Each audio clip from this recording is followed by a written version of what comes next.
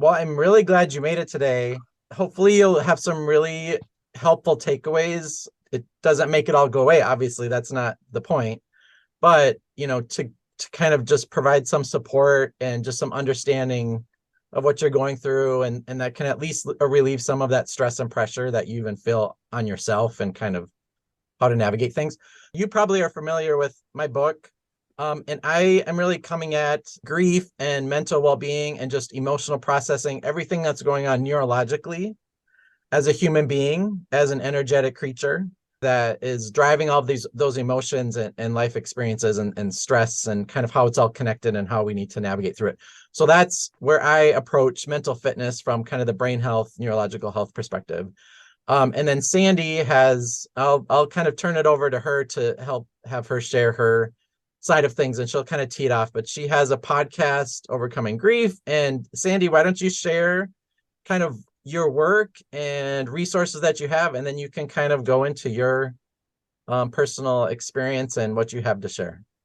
Yeah, so like Scott said, my name is Sandy Linda. I am a certified life coach with some grief expertise work. I actually have a podcast called Overcoming Grief, as you saw it on there. I'm up to episode 16, which airs tomorrow. It's been a whirlwind for me because I went through a parental loss back in 2015. It's gonna be 10 years without my mom, and I'm still growing. Grief doesn't go away. It's like your lifelong companion. I also write articles, and I actually coach high achieving women who are going through heartbreaking losses. So I've been working with clients who've been through divorce too, because they wanted my expertise on how to overcome their grief, because grief doesn't come in stages. A lot of people talk about the stages of grief, which some of us we took an introductory in class about death and dying, where we had the 5 stages, which is bargaining, denial, anger.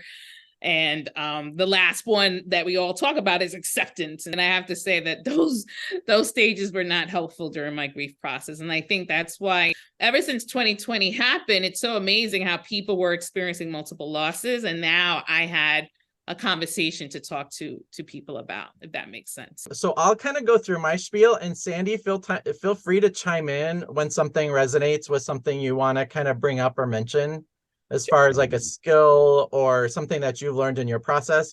But when Sandy and I first met, we had a really good conversation just about what we wanted to cover during the session, how different people process emotions, feelings, the experience of grief and loss in different ways.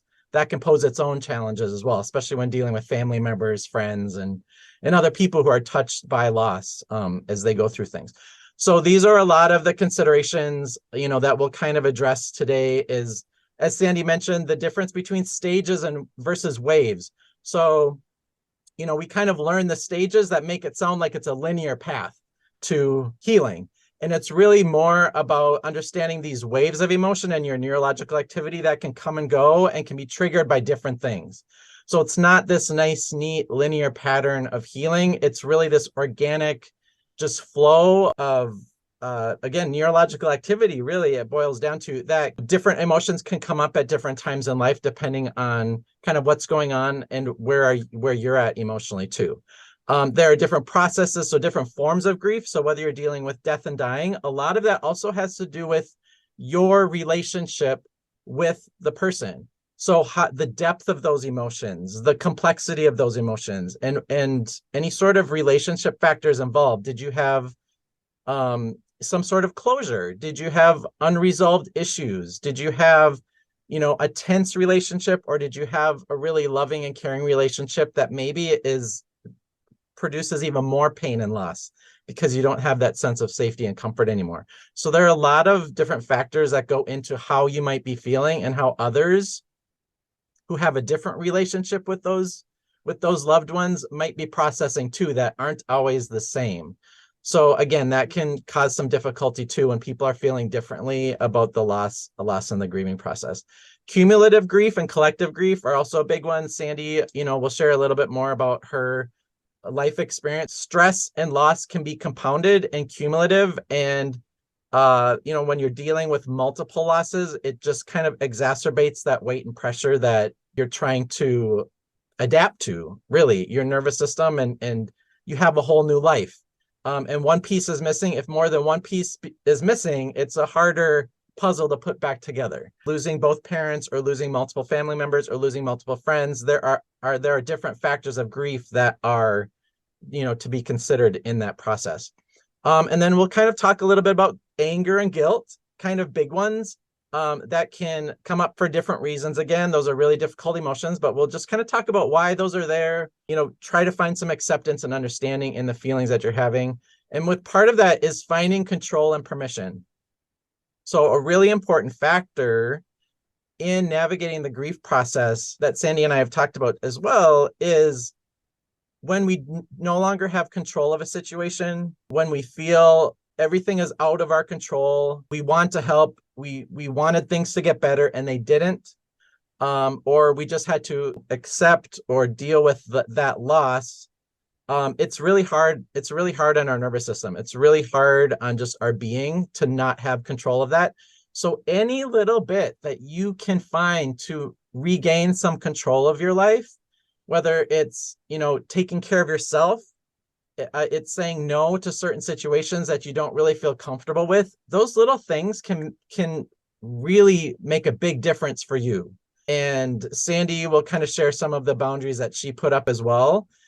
And maybe this is a good time, Sandy, just to explain kind of your experience with loss, your multiple losses, and what were some of those practices that you learned and implemented as you went along that you found, kind of gave you that sense of control and purposeful self-care again, to really try to find what you needed. Can you share kind of your personal experience with loss and kind of what you learned along the way?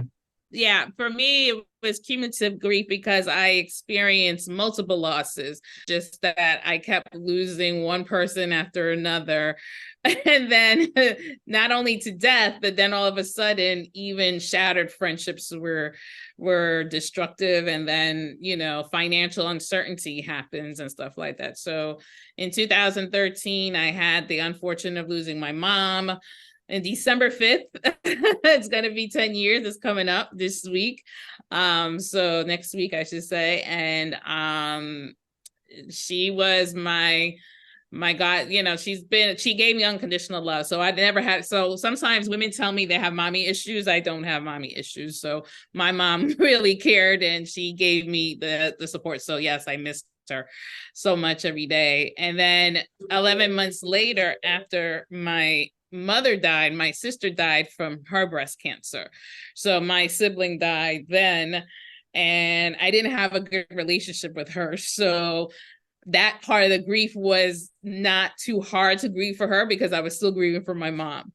But then all of a sudden, you would think it would be me and my dad would be left, but 3 months after, my dad died in 2015. So yeah, that's the story of my life where I went through several losses. And 2015 was a total shock for me and anger. So I had shock and anger because anger's in there, where I just felt like, where do I go from here? Because yes, I had therapy, but therapy sessions just go over the stages of grief. And sometimes I'm always thinking, is that the way to fix the stages of grief and stuff? So then when 2020 came, all of a sudden now people are talking about that it's broken, that stages of grief. And I'm not going to deny Dr.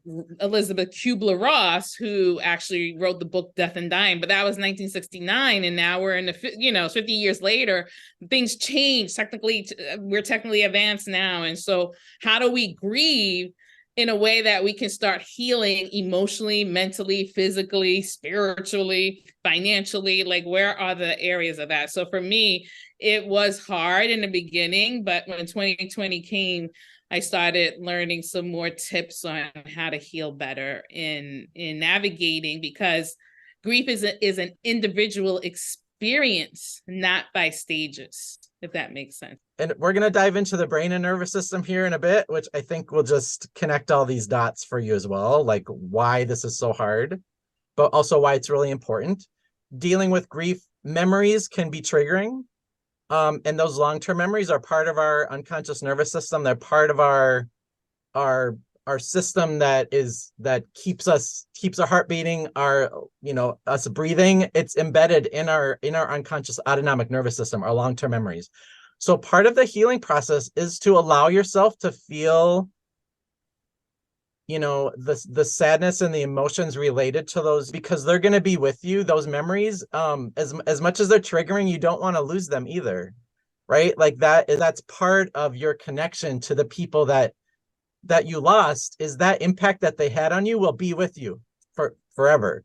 And so you want to acknowledge that. And sometimes it does help to have that alone time where you can have the memories, feel how you feel, and not feel like you have to put on a face or mask anything. And that's when too, it's really helpful to maybe just have a support network like this, or people who, as I like to say, they're not in the pit with you. Like they're not dealing with the emotional weight that you're dealing with at the same time. That can actually be kind of hard when everybody's dealing with their own grief.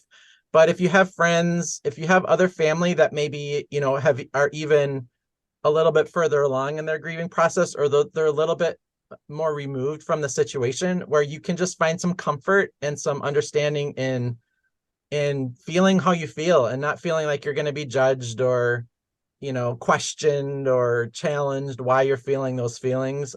And so that's with the alone time, as Sandy has learned too, taking vacations alone, it's knowing that you're giving yourself time and space.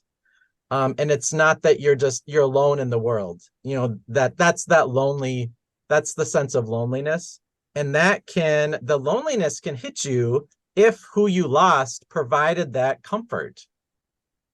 So it is a balance for you to try to figure out how much alone time do you need. And if you are dealing with loneliness, if you are dealing with that sense of being just kind of a lost ship out at sea, who are the people, like where can you find those guiding lights that just let you know there are people there, there's still support and guidance around you, even though you're kind of spinning in a whirlpool right now and trying to find where your direction is.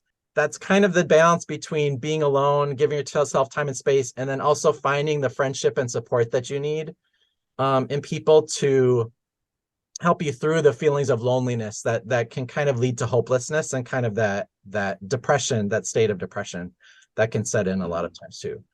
And to know that self-care isn't selfish. So again, putting yourself first, finding what you need.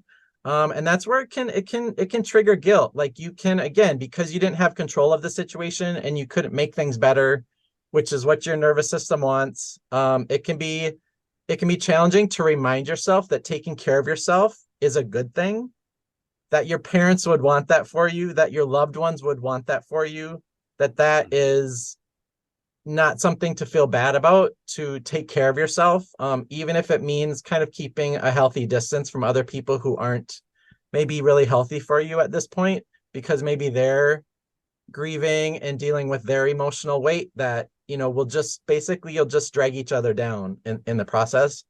So it's finding that balance. Sandy, do you have any comments to that as far as finding those support with the alone and versus alone time versus loneliness, it's just that you just want to be sure you have the appropriate grief advocates that are there to support you and be able to have constructive dialogue about what you've been going through, because a lot of times people are not so giving on the grief share when you try to share your grief, some people. So that's why it's always good to know that there is a support group out there that can have the conversations with you. So yes, with alone, because for me, I experienced the loneliness and the alone time. And I think I put it on my podcast already about grieving alone and how that solitude is such a great place to be, because you get to find inner peace and find you as a whole new person. And to me, I reinvented myself and accepted the fact that there are times that I want to be alone, especially when the holidays are coming.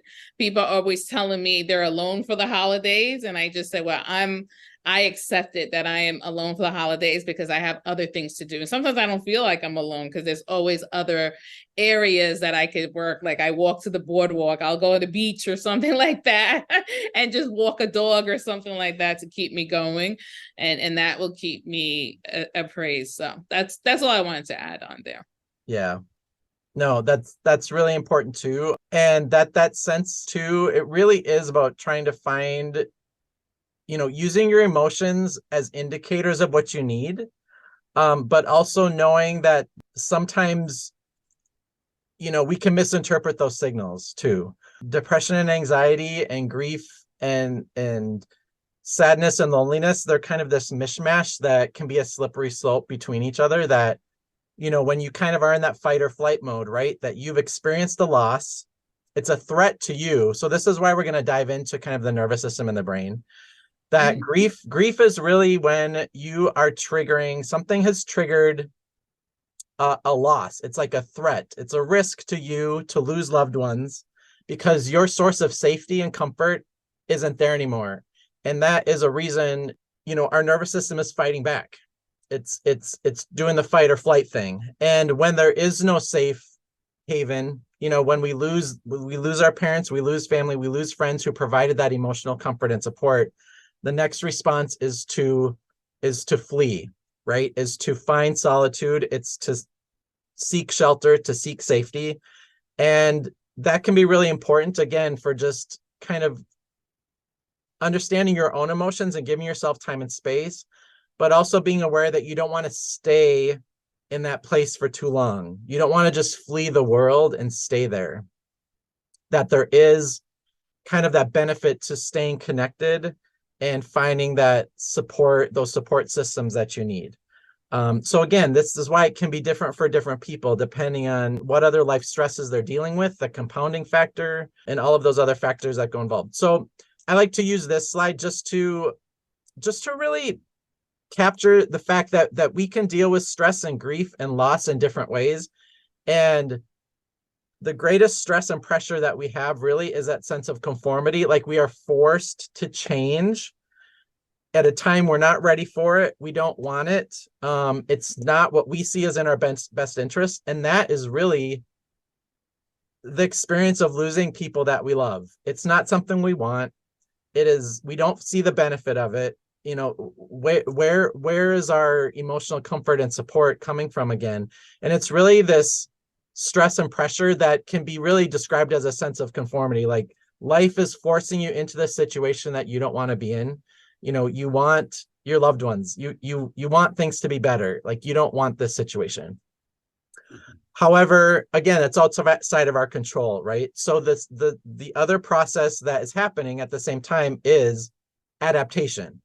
So while your nervous system is fighting this risk, this loss, this threat to your existence and well-being, your nervous system is also trying really hard to adapt to the situation.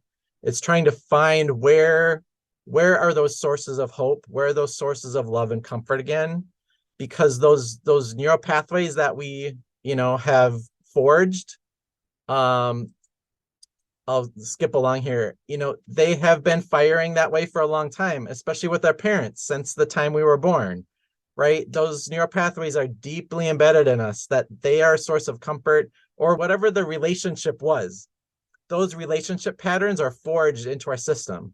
And all of a sudden, when that person is gone, your nervous system is firing to basically hitting a dead end. You're no longer getting that sense of comfort again. And it's really just your nervous system is trying to find, where do I find that sense of comfort and hope again? And it's a painful process. It's a healing process. So this is why when we say there's pain and it's healing, this isn't just a metaphor. This is actually what's going on in your nervous system. Is you are experiencing pain. There is basically a damage and break in your neurological activity, and you are dealing with a healing process for those neurons to find a new pathway to help you feel better, to help you function better. But the situation is still the same, right? Like we're still dealing with the loss of loved ones. we're still dealing with, as Sandy said, the grief is really a lifelong, it's going to be with you. It's really a lifelong journey. But the whole process is, how do you learn to function and how do you learn to adapt and navigate with kind of that new reality again? And it, can manifest in all these different feelings and emotions. As Sandy said, we consider them the stages of grief.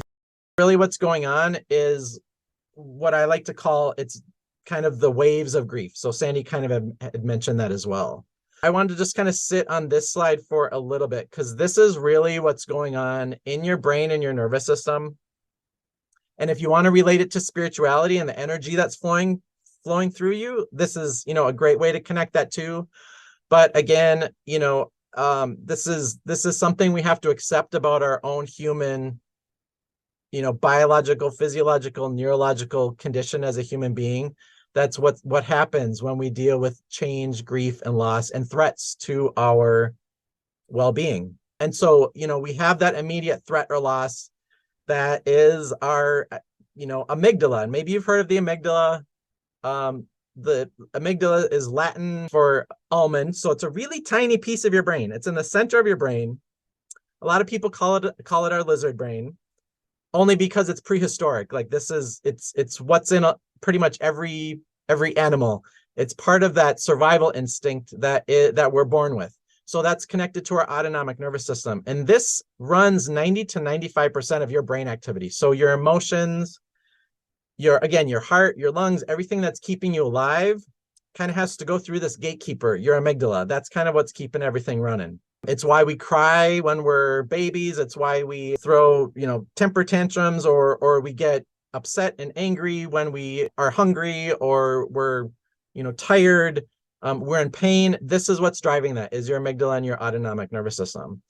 So that gets all the signals first. Your prefrontal cortex on the other side is your high functioning mature brain that is fully developed in our mid-20s. And the prefrontal cortex is I'll kind of skip along here. So we talked about the amygdala. The prefrontal cortex really is what powers comprehension. It helps you assess what's going on in my environment, what's going on with my feelings, trying to solve problems, being creative, having empathy, having emotional regulation, impulse control, all those great, wonderful functions that we have as humans. That can be impaired for different reasons. We can go into neurological conditions or mental health conditions or different developmental considerations that might affect how these parts of the brain function. That's really important to understand through grief too. Again, kind of the whole aspect of neurodiversity that we'll touch on, that people can process life experiences and emotions in different ways. But going back here, again, really what's happening is your nervous system is going through this threat or loss, and this neurological process starts this kind of whirlwind of activity that goes into fight, flight, or freeze. That, again, when we talk about denial and bargaining kind of being those first stages of grief, really part of that wave is your nervous system first wants to resist it. This intense threat in your environment, this thing that happened, we don't want it to be real. We don't want it to be true. So what our nervous system tends to do is go into, nope, it didn't happen. Like, I'm not going to accept it. I don't want to think about it. And this can basically manifest into re-traumatizing ourselves every time we wake up in the morning, right? So a tragedy happens and we go to sleep. If we have a good night's sleep, again, with our nervous system firing, it can impact our sleep quality as well.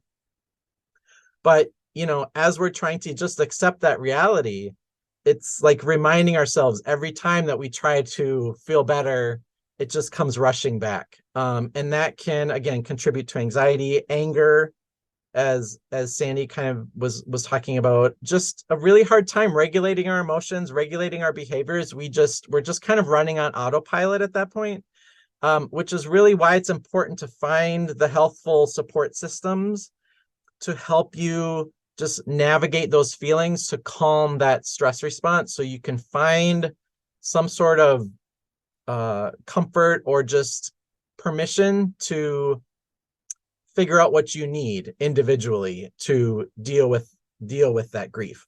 And that really ultimately we are trying to optimize and kind of regulate and get back to kind of that higher functioning brain again, that is really inhibited when we're going through kind of the grieving process. So just to really understand, those are the parts inside of you that are trying to adapt to this new reality. That takes time and it's a healing process and kind of a recovery process. And the neurochemicals involved, and the reason to kind of know these different neurochemicals and what's going on in your system too.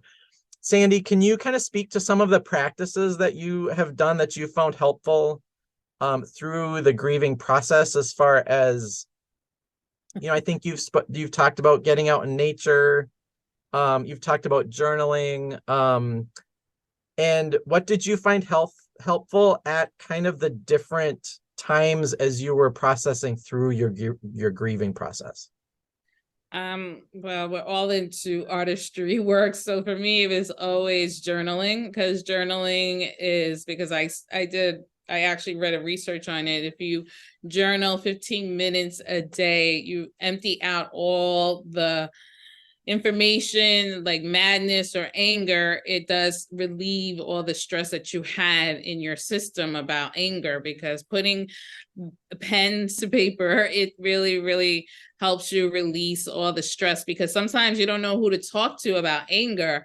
And so for me, writing down, doing all the journaling process was just a start for me, because my sister had a plethora of journals since she was 16 years old. And, I spent time reviewing them and seeing her space of journaling and so forth. And it helped me to understand that this is my safe space, and be able to have better communication, so that now when I'm ready to engage the conversation, when people ask me about how I'm feeling, at least now I know how to have the constructive dialogue with people who are grief advocates and people who are not. Like, there's going to be people I interact with that are not ready to hear my story, and that's okay.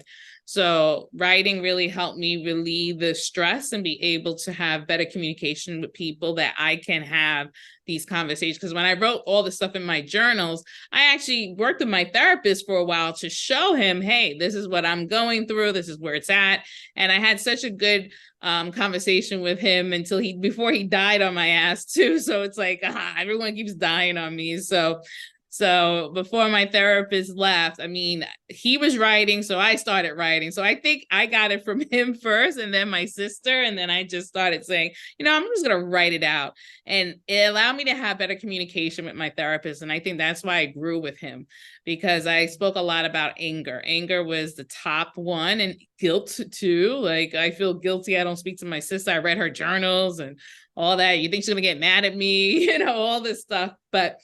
And then the next thing is I do outdoor walks. So outdoor walks, because I've learned from my therapist that nature walk does help alleviate all the necessary pain that I was going through, because once you see the trees, like not New York City, not in Wall Street area, because that's too bumpy. You want to go on a nature walk or a hiking, and it really released the stress, and it helps me to smooth out my grieving process. Like, it's allowed me to grieve, because again, all these booklets about the stages, about the bargaining, the denial, and all that, I'm not going to discount it, but sometimes I feel like it was like a textbook to feel better, when you get to the acceptance stage, what happens to holidays? You go right back into anger and guilt. It's like, why are you putting us into this bottle of going through the stage of denial and bargaining and anger, when anger is the first one? But then it's hard for them to accept. When they do accept it, it's like a reverse back. How do we acknowledge the emotions that way? Again, every experience is different. It's all depending on like the circumstances of the loss, the circumstances of the relationship, the circumstances of the illness, or whatever the cause, if we're dealing with death, whatever the cause of death was. Because, when it is kind of a long-term illness, or, and you're putting a lot of yourself and your energy and your life is revolved around caring, being a care provider, that there can be, it's kind of these mixed emotions that people can have a really difficult time with. All of a sudden it's kind of like you have this surge of dopamine, because all of a sudden it's like, whew, I don't have to work so hard anymore. Like that whole stress is over.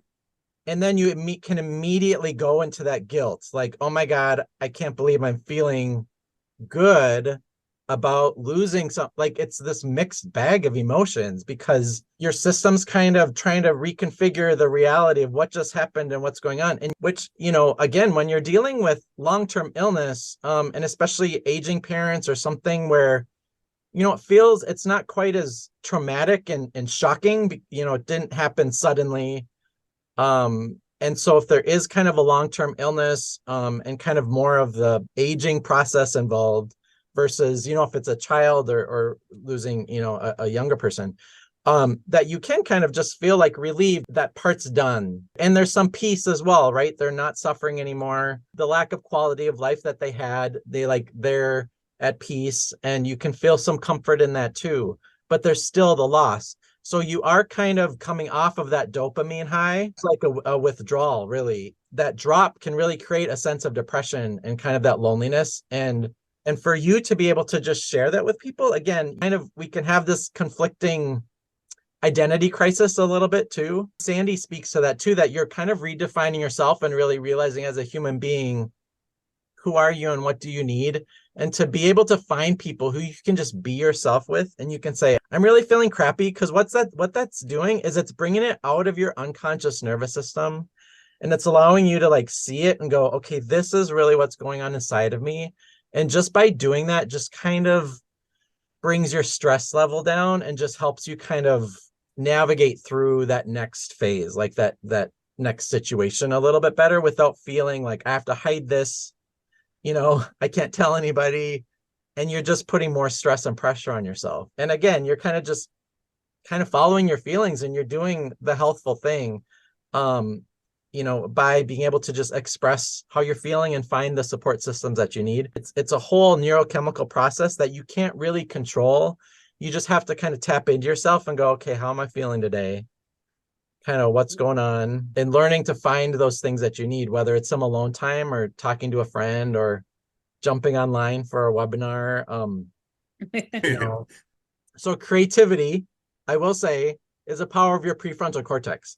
So anytime you can tap into those powers, you are naturally regulating your stress response. I will say too that, again, empathy and kind of critical thinking and problem solving, those are all powers of your prefrontal cortex that are inhibited when your nervous system is triggered and kind of on high, is highly activated. And so that's why a lot of times the relationships are hard, because everyone's carrying their own emotional weight and you don't know what their capacity and limits are.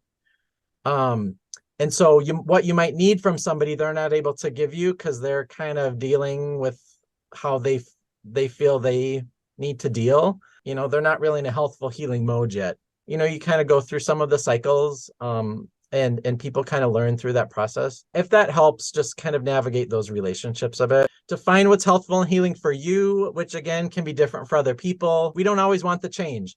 So when people say embrace the change, I'm like, forget that. Like, the change, we don't necessarily want it. So telling somebody to embrace it, it's kind of insensitive, I think. But the challenge of it, right? So it's trying to figure out, how do we navigate it?